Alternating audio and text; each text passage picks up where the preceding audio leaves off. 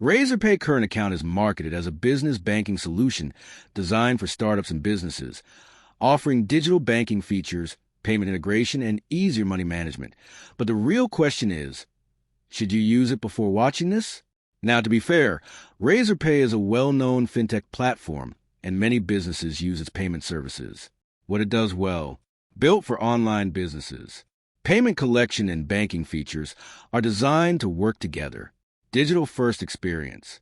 Many tasks can be handled online without traditional paperwork.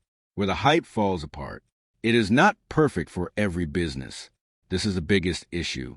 A setup that works well for startups may not fit every company. Service experiences can vary.